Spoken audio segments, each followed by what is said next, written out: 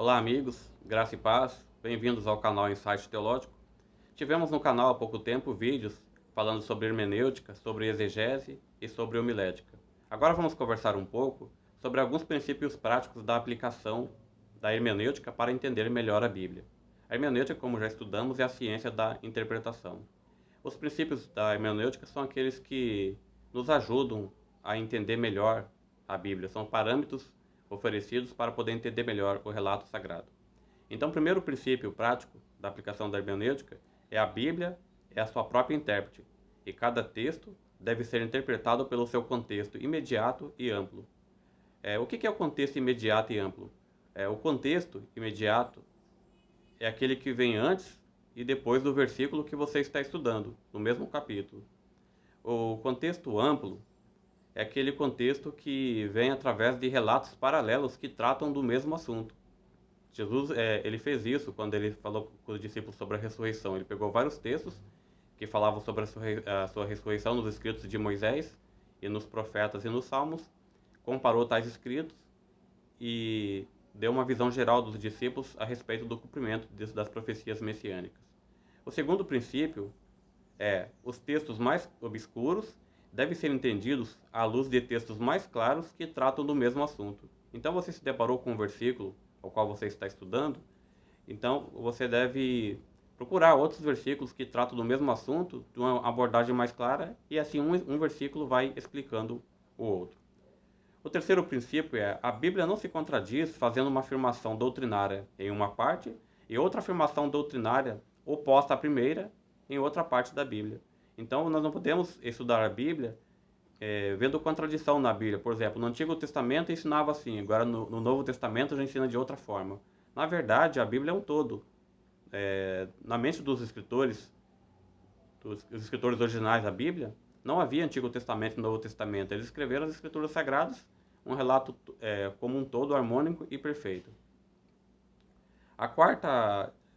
Quarto princípio da aplicação da hermenêutica é: cada assunto deve ser estudado separadamente. Então, nós devemos fazer uma pesquisa tendo ciência de qual assunto vamos estudar, então estudar só aquele assunto sem misturar vários assuntos para não gerar confusão em nossa mente. O quinto princípio é: não se usa um texto que trata de um assunto para provar outro assunto do qual o texto não está tratando. Então, muitas pessoas querem defender, vou citar um exemplo, que a Terra é plana. Então, ele pega uma poesia ou ele pega um relato simbólico e aplica ao formato da Terra e quer defender que a Terra é plana. Então, não se usa um texto que trata de um assunto para provar outro assunto do qual o texto não está tratando, mesmo porque isso é distorcer as Escrituras e incorrer em maldição. O sexto princípio é: não se estuda a Bíblia com ideias preconcebidas, influenciando no entendimento da mesma. Eu vou dar para você um exemplo. Eu procuro ler a Bíblia de forma imparcial, sem deixar que minhas crenças particulares me influenciem na compreensão do texto que eu estou estudando.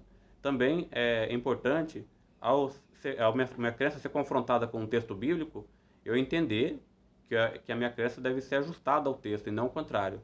Então, eu vou dar para você um exemplo. Um calvinista, aliás, vários exemplos, né? Um calvinista, ele lê a Bíblia de uma perspectiva calvinista. Um arminiano já lê a Bíblia de uma perspectiva arminiana. Um católico já lê a Bíblia segundo a teologia católica. Um evangélico já lê a Bíblia segundo a ótica do protestantismo. Assim vão os mortalistas, os imortalistas e tantos outros segmentos do cristianismo. Cada um interpreta a Bíblia de acordo com a sua teologia, o que não é o correto. O sétimo princípio: não se tenta ajustar a Bíblia às nossas crenças, mas nossas crenças devem ser ajustadas à Bíblia. Isso combina com o tópico anterior, o princípio anterior. Então, quando eu estou estudando a Bíblia e algo na Bíblia não se ajusta às minhas crenças, eu devo reformular minhas crenças e ajustá-las ao que está na Bíblia, e não interpretar mal a Bíblia para acomodá-la às minhas crenças. Às vezes há um esforço consciente ou inconsciente da pessoa tentar ajustar a Bíblia às suas crenças, quando na verdade são suas crenças que devem ser ajustadas à Bíblia Sagrada. O oitavo princípio é: não se usa textos alegóricos para provar doutrinas. Então, não se pode provar doutrinas baseado em parábolas, em alegorias, em relatos simbólicos e ilustrações. Devemos interpretar textos de acordo com o seu contexto e levar em consideração o que o autor tinha em mente ao escrever aquele relato. O nono princípio é: não se interpreta textos literais como simbólico. Então, um texto literal, eu não posso aplicar ele um simbolismo por conta própria. Eu devo interpretar o texto de acordo com o que o texto quer dizer. Então, um texto que ele é simbólico, que ele é alegórico, ele deve ser interpretado como simbólico e como alegórico. Um texto literal deve ser interpretado literalmente. Então, o 10 está relacionado com isso e diz: não se interpreta textos simbólicos literalmente. Então, um texto que é simbólico, nós temos que descobrir o que aquele simbolismo quer nos revelar, e não interpretar aquele simbolismo de uma maneira literal. Vou citar para você um outro exemplo: a parábola do rico e o mendigo. Tem pessoas que pegam essa parábola e tentam provar com ela a vida após a morte. Então, devemos recorrer a textos que são literais para provar doutrinas, e não textos que são simbólicos para provar doutrinas. O 11, o 11º princípio: deve-se procurar entender as palavras em seu contexto original no idioma em que foram escritas. Então, devo procurar, através de dicionários, enciclopédias ou da própria informática, da internet, entender o contexto original, o que o autor tinha em mente ao escrever o livro e o significado das palavras na língua em que o autor escreveu. O 12º princípio está relacionado com o 11º. E quando não é possível conhecer os idiomas originais, devemos procurar traduções bíblicas de qualidade. Eu tenho algumas traduções em casa que eu prezo muito, mas as traduções que eu não gosto, que eu não aconselho ninguém a ler, é a tal da Bíblia Viva, Bíblia Linguagem de Hoje e Tradução Novo Mundo. Então são 3 traduções que vão dificultar o seu entendimento da Bíblia Sagrada. A Bíblia Jovem é muito conhecida como Bíblia dos Desbravadores. É uma Bíblia que dificulta o seu entendimento, sem falar dos erros doutrinários que tem nessa Bíblia, que eu vou passar para vocês uma hora dessas em outro vídeo. A tradução Novo Mundo ela é toda adulterada para provar a doutrina russelita. E já a Bíblia Viva é uma linguagem vulgarizada, impopular, assim, que não reflete aquilo que os autores bíblicos tinham em mente ao escrever o texto. Ela é mais uma interpretação do que uma tradução da Bíblia, assim como as 2 outras mencionadas. O 13º: é recomendável ter várias traduções e compará-las para entender melhor o significado do texto. Então devemos ter várias traduções. Nunca é demais você adquirir uma outra tradução e comparar os textos para poder ter uma visão mais ampla do assunto que você está estudando. O 14º princípio é: devemos buscar a iluminação do Espírito Santo por meio da oração para poder entender a Bíblia. Ou seja, uma vez que o Espírito Santo nos revelou a Bíblia por meio da inspiração na mente dos profetas que escreveram o texto sagrado, é importante pedir a Deus iluminação para que o mesmo Espírito clareie a mente do leitor para que ele possa entender a Bíblia Sagrada.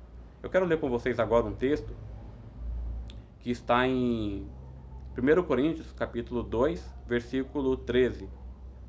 E diz: disso também falamos, não em palavras ensinadas pela sabedoria humana, mas ensinadas pelo Espírito de Deus, conferindo coisas espirituais com coisas espirituais. Versículo 14.